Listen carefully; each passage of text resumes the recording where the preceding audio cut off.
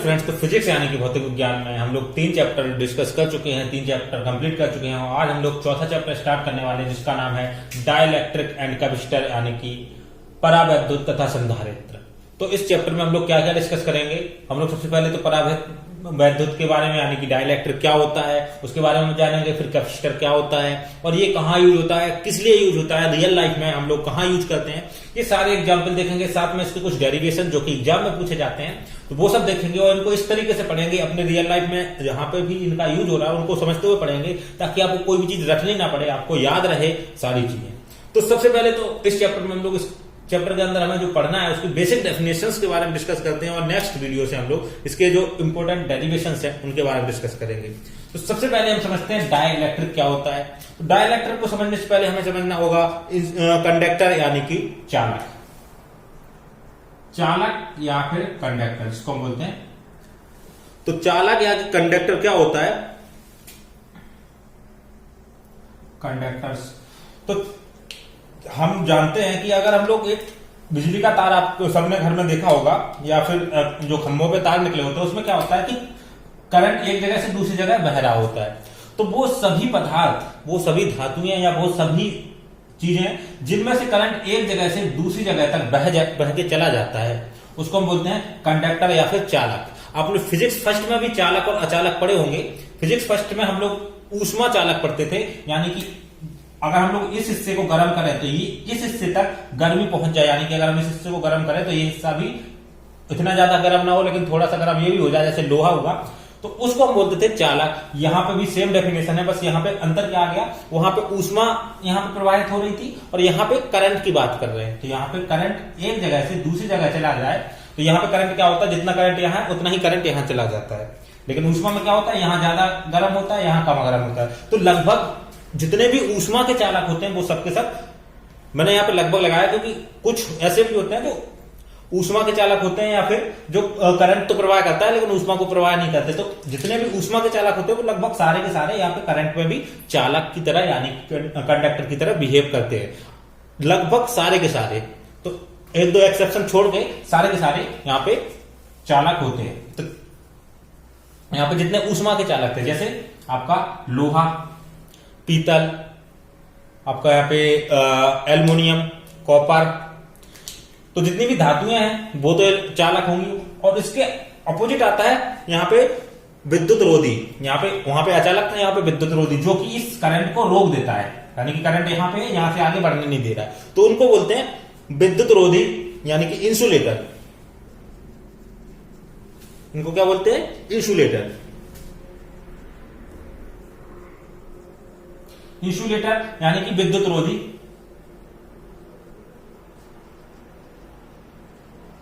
विद्युत रोधी। तो इंसुलेटर या कि विद्युत रोधी क्या होते हैं, इन्हीं को हम लोग, इनका एक और नाम होता है वो पदार्थ या वो ऑब्जेक्ट्स या वो सब्सटेंस, वो एलिमेंट्स जहां से अगर हम लोग करंट, यहां पे करंट एक वायर को जोड़ दें, करंट के वायर को, तो करंट इस तरफ ना आ जाए, उनको बोलते हैं हम लोग विद्युत रोधी या फिर इंसुलेटर। तो इसमें जहां पे करंट का प्रभाव ना हो या करंट एक जगह से दूसरी जगह ना बहे उनको बोलते हैं इंसुलेटर, और इसी को बोलते हैं डाइलेक्ट्रिक। इसका दूसरा नाम है डाइलेक्ट्रिक। तो इसको बहुत ज्यादा कंफ्यूज होने की जरूरत नहीं है, डाइलेक्ट्रिक क्या है। तो जो चालक नहीं है, जिसमें करंट नहीं बहता, उसको बोलते हैं डाइलेक्ट्रिक। जैसे रबड़ हुआ, जैसे आपका हवा हुआ, हवा का भी कभार चालक का भी काम कर देता है अगर वो बहुत ज्यादा गर्म हो। तो यहाँ पे एक चीज और आती है सुपर कंडक्टर, जो कि इस चैप्टर का हिस्सा नहीं है लेकिन आपको उसके बारे में बता दूं। सुपर कंडक्टर कौन सी कंडीशन होती है, जब करंट पूरा का पूरा इधर चला जाए, यानी कि इसमें क्या होगा, करंट थोड़ा बहुत इधर बर्बाद होगा। अगर यहाँ पे जितना करंट जा रहा है या फिर जितना आगे, करंट को ना समझ के चार्ज को समझते हैं, चार्ज यानी कि इलेक्ट्रॉन जाते हैं, इलेक्ट्रॉन इस तरफ को बहते हैं, तो अगर पूरा का पूरा चार्ज इस तरफ आ जाए तो उसको बोलते हैं सुपर चालक। और सुपर इंसुलेटर क्या होता है, जिसमें से बिल्कुल भी करंट प्रवाहित ना हो उसको बोलते हैं इंसुलेटर यानी कि सुपर इंसुलेटर। तो अभी तक ऐसा कोई भी पदार्थ नहीं है जो कि सुपर कंडक्टर हो या फिर सुपर इंसुलेटर हो। जैसा कि हम लोग फर्स्ट फिजिक्स में भी इस कॉन्सेप्ट को पढ़े थे कि सुपर चालक यानी कि सुपर कंडक्टर और सुपर इंसुलेटर नाम की चीज होती नहीं है, वो सिर्फ डेफिनेशन के लिए है। तो अब आपको समझ में आया कि चालक क्या होते हैं और इंसुलेटर क्या होते हैं। जैसे यहाँ पे आपका हो गया रबड़, मिट्टी, तो कुछ जो चीजें हैं, कांच, लकड़ी, कागज, सूखी वायु, ये सारे क्या है, इंसुलेटर या फिर डाइलेक्ट्रिक। तो आपको दो चीजें समझ में। अब यहाँ पे चालक में क्या होता है, चालक को समझते, चालक किस तरीके से वर्क करता है। हमारा जो चालक या फिर कंडक्टर है वो किस तरीके से वर्क करता है, तो यहाँ पे भी इसको थोड़ा समझने की जरूरत है। तो आप लोगों ने केमिस्ट्री में एक चीज पढ़ी होगी कि हमारे पास क्या होता है, एटम होता है जिसमें क्या होता है, न्यूक्लियस होता है जिसमें न्यूट्रॉन और प्रोटॉन होते हैं। और प्रोटॉन पे होता है पॉजिटिव चार्ज और इलेक्ट्रॉन क्या कर रहे होते हैं, कक्षा में घूम रहे होते हैं। तो अगर हम इसको गर्म करते हैं या फिर इसको ऊर्जा देते हैं तो इलेक्ट्रॉन क्या होते हैं, बाहर निकल जाते हैं या फिर चलने लगते हैं। तो यहाँ पे जो चालक होते हैं उसमें होता क्या है, उसमें न्यूट्रॉन, देखिए प्रोटॉन तो फिक्स है क्योंकि वो न्यूक्लियस के अंदर है, तो ये तो बंधे हुए होते हैं, इलेक्ट्रॉन फ्री होते हैं। तो चालक में करंट बहता किस वजह से, इलेक्ट्रॉन की वजह से, क्योंकि ये इलेक्ट्रॉन एक जगह से दूसरी जगह ट्रांसफर होते हैं, बहते हैं। जबकि प्रोटॉन तो फिक्स होते हैं, पॉजिटिव चार्ज फिक्स रहता है, सिर्फ वहां इलेक्ट्रॉन प्रवाहित होते हैं। तो ये जो आपका मुक्त इलेक्ट्रॉन होते हैं उनकी वजह से करंट फ्लो होता है। तो ये तो हुआ बेसिक डेफिनेशन जो हम लोगों ने केमिस्ट्री में पढ़ी थी। तो धातु में होता क्या है, पॉजिटिव चार्ज तो को हम लोग बोलते हैं, पॉजिटिव चार्ज को बोलते हैं बद्ध आवेश या फिर बाउंड चार्ज, और इलेक्ट्रॉन्स को बोलते हैं मुक्त आवेश यानी कि आपका फ्री चार्ज। और फ्री चार्ज की वजह से यानी कि इलेक्ट्रॉन की वजह से ही करंट एक जगह से दूसरी जगह बहता है। अब आते हैं हम लोगों ने डाइलेक्ट्रिक समझा क्या होता है, डाइलेक्ट्रिक के बारे में समझ लिया। अब हम लोग बात करते हैं कैपेसिटर यानी कि संधारित्र के बारे में। संधारित्र क्या है, संधारित्र या कैपेसिटर क्या है, वो कैपेसिटी है कि वो कितने चार्ज को अपने पास रख सकता है, यानी कि स्टोर करके रख सकता है। जैसे मान लीजिए एक कंटेनर है ना, इसमें आप पानी रख सकते हो, है ना। मान लो इसकी कैपेसिटी, इसमें 5 लीटर पानी रख सकते हो, तो 5 लीटर क्या होगा, इसकी कैपेसिटी हुई वाटर को रखने की। ऐसे ही सब्सटेंस की या फिर किसी भी चीज की चार्ज को रखने की जो कैपेसिटी है या फिर जो क्षमता है, उसको हम लोग किससे बोलते हैं, कैपेसिटर बोलते हैं या फिर संधारित्र बोलते हैं। तो चार्ज को रखने की, चार्ज को संग्रहित करने की जो क्षमता होती है उसको नापने के लिए हम लोग यूज करते हैं कैपेसिटर, या फिर जो कैपेसिटी होती है उसको नापने के लिए हम लोग आवेश को धारण करने की क्षमता को बोलते हैं। अभी आपको नहीं समझ में आया तो इसको समझिए। जैसे हम लोग इसमें 5 लीटर पानी भर सकते हैं, ऐसे ही हम किसी भी संधारित्र का डायग्राम कुछ इस तरीके से होता है ना। लेकिन अगर हम लोग बात करें कि इसमें कितना चार्ज रख सकते हैं, उसको अगर नापना हो तो उसके लिए कैपेसिटर वर्ड यूज होता है या फिर संधारित्र की धारिता वर्ड यूज होता है। तो अगर हम यहाँ पे एक सिंपल सा कॉन्सेप्ट समझे कि अगर हम क्या करेंगे, जितना ज्यादा चार्ज देंगे किसी भी ऑब्जेक्ट को, मान लीजिए कोई ऑब्जेक्ट है ना, ऑब्जेक्ट ओ है, इसको अगर हम चार्ज दे रहे हैं क्यू, तो इसका वोल्टेज भी बढ़ेगा। हम लोग वोल्टेज वाले चैप्टर में पढ़ चुके हैं, जितना ज्यादा चार्ज देंगे उतना ज्यादा वोल्टेज बढ़ेगा, यानी कि जितना ज्यादा चार्ज देंगे उतना ज्यादा वोल्टेज बढ़ेगा। तो Q is directly proportional to V। जितना ज्यादा चार्ज होगा उतना ज्यादा वोल्टेज होगा, या फिर उल्टा पढ़ सकते हैं कि जितना ज्यादा वोल्टेज होगा उतना ज्यादा चार्ज होगा। तो जब भी हम ये सिंबल हटाते हैं तो एक कांस्टेंट आता है, तो यहां पे हम कांस्टेंट ले लेते हैं CV, है ना, V ये रहेगा, कांस्टेंट ले लिया C। तो C जो है ये क्या है, ये हमारा कैपेसिटर है, कैपेसिटेंस है। कैपेसिटेंस यानी कि धारिता, यानी कि हमारे पास जो वैद्युत धारिता है, कैपेसिटेंस किसी को, यानी कि धारिता, धारिता बोलते हैं। तो अगर इसकी हम बेसिक डेफिनेशन देखें तो देखिए C ऐसे रहेगा, Q upon V equal to C, या फिर हम इसको ऐसे लिख सकते हैं C equal to Q upon V।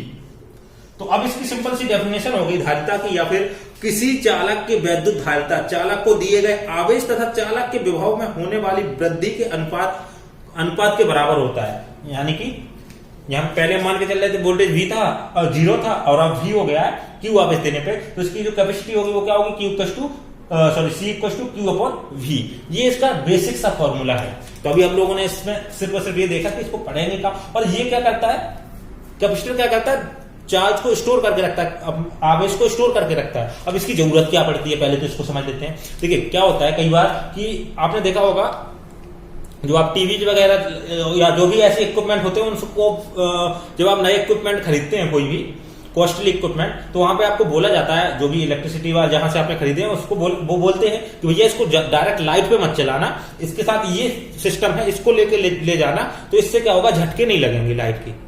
क्या नहीं लगेंगे, झटके नहीं लगेंगे। कई बार आपने देखा होगा जहां पे लाइट अच्छी से नहीं आती है, मतलब कभी भी चली जाती कभी भी आ जाती, तो आपको बोला जाता है कि ये चीजें डायरेक्ट लाइट पे मत लगाइएगा वरना ये लाइट से खराब हो जाएंगी, झटके।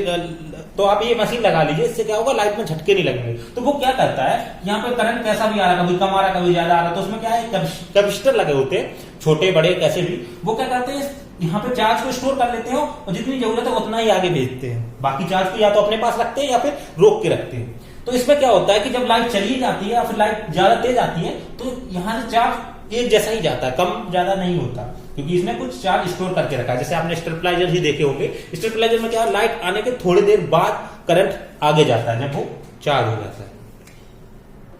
तो ये कैपेसिटर का काम है। कैपेसिटर हम लोग इस चैप्टर में पढ़ने क्या क्या वाले हैं उसके बारे में समझ लेते हैं। तो यहाँ पे हम लोग कैपेसिटर, विभिन्न जो हमारे डिफरेंट तरह के कैपेसिटर होते हैं, उनकी जो कैपेसिटेंस यानी कि सी की वैल्यू है, चाहे गोलीय चालक हो चाहे कैसे भी हो, उनकी वैल्यू निकालना सीखेंगे। फिर उसके बाद हम लोग पढ़ेंगे कि इसको अगर हम जैसे एक कैपेसिटर बहुत ज्यादा काम नहीं कर सकता तो हम मल्टीपल कैपेसिटर, जैसे हमें जरूरत होती है बैटरीज की, तो हम क्या करते हैं, हमारे पास ऑप्शन होता है हम एक बैटरी रख ले या फिर मल्टीपल बैटरीज रख ले और सबको जोड़ दे। जैसे कि हम लोगों ने 9th 10th में पढ़ा था ओम का लॉ, और वहां पे हम लोगों के जो रेजिस्टेंस थे उनको हम लोगों ने मतलब रेजिस्टेंस को इस तरह से लाइन में, और दूसरा कॉन्सेप्ट था कि उसको पैरेलल लगाए। ये सीरीज ऑर्डर हो गया, ये पैरेलल ऑर्डर हो गया। तो इस तरीके से अगर हम कैपेसिटर का डायग्राम इस तरह से होता है, तो हम इसको अगर हम लोग सीरीज में लगाते हैं तो इसकी वैल्यू क्या होगी, टोटल कैपेसिटेंस क्या होगा, और अगर हम इसको पैरेलल लगाते हैं तो उसकी कैपेसिटेंस क्या होगा, है ना। ये बैटरी है, इस तरीके से अगर इसको लगाते हैं, और यहां भी बैटरी है ना, इस तरीके से लगाते हैं, या फिर इसको ऐसे लगा सकते हैं। हाँ, तो हम इस तरीके से लगाते हैं तो टोटल वैल्यू क्या होगी, इस तरीके से लगाते हैं तो टोटल वैल्यू क्या होगी। तो इन सारे डेरिवेशंस को देखेंगे, साथ में इसके कुछ जो डेरिवेशंस हैं, जैसे कि गोलीय चालक की जो धारिता है वो कितनी होगी, यानी कि जो capacity of isolated spherical conductor उसकी क्या होगी। तो ये सब देखेंगे, और ये भी देखेंगे कि अगर इनके बीच में कोई दूसरा पदार्थ भर दिया जाए तो उससे क्या फायदा होगा। जैसे मैंने अभी बताया अचालक या परावैद्युत, तो यहाँ सारा खेल इसका है। जितना ज्यादा आप परावैद्युत यानी कि डाइलेक्ट्रिक भर देंगे उसकी कैपेसिटी उतनी ज्यादा बढ़ जाएगी। क्यों? क्योंकि वो उसको कहीं फैलने नहीं देगा। ये कैसे बढ़ती है, कितनी बढ़ेगी, ये इन सब के बारे में डिस्कस करेंगे, और इसके कुछ न्यूमेरिकल्स के बारे में डिस्कस करेंगे। ये एग्जाम में जनरली आपको हर साल देखने को मिल जाएगा, या तो सीरीज जो ऑर्डर है या फिर पैरेलल ऑर्डर है, यानी कि या तो श्रेणी क्रम में या फिर समांतर क्रम में। इसका एक ना एक एग्जाम्पल आपको, एक क्वेश्चन हर साल आपको एग्जाम में देखने को मिल जाता है। तो ये श्योर होता है, बहुत ही आसान होता है। तो हम लोग उसके न्यूमेरिकल सॉल्व करेंगे तो आपको समझ में आएगा। तो हम इनके न्यूमेरिकल्स को पढ़ेंगे। अभी हम लोगों ने सिर्फ और सिर्फ एक ही फॉर्मूला देखा है, जो कि जिसका यूज हमें आगे भी करना है, C=Q/V। अच्छा, ये फॉर्मूला तो देख लिया। अब इसका अगर हम लोग जैसे मैंने बोला था यूनिट बहुत जरूरी है, तो इसकी यूनिट क्या होगी, इसकी यूनिट होती है कूलाम, इसकी यूनिट होती है कूलाम, और इसकी यूनिट होती है जूल। तो कूलाम पर जूल इसकी एक यूनिट हो गई। लेकिन अगर हम इसकी एसआई प्रणाली में अगर हम इसकी जो डायमेंशन है वो निकालने जाए तो यहाँ पे इसको हम लोग बोलते हैं फैरेड। एफ से डिनोट करते हैं, इसको बोलते हैं फैरेड।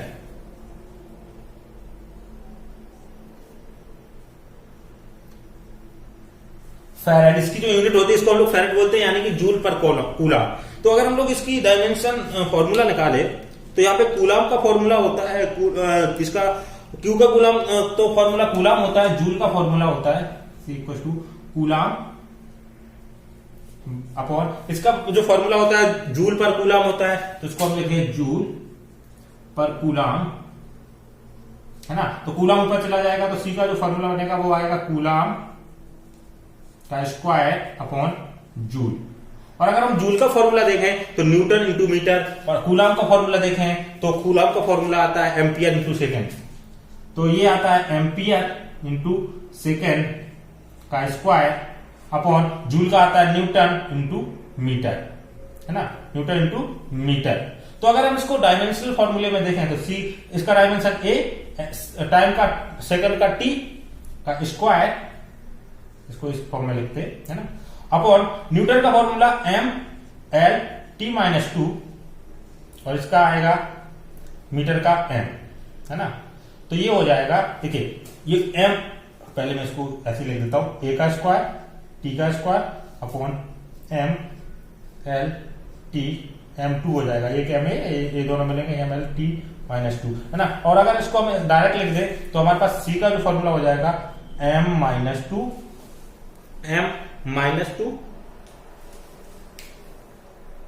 सॉरी मैंने यहाँ पे थोड़ी सी मिस्टेक कर दी, ये मीटर था, मीटर को L से रिप्रेजेंट करते हैं, ये लेंथ है इसको L से रिप्रेजेंट करते हैं। यही यहाँ पे थोड़ी सी प्रॉब्लम हो जाती है, देखिए मेरे से भी गलती हो गई तो आपसे भी गलती हो सकती है।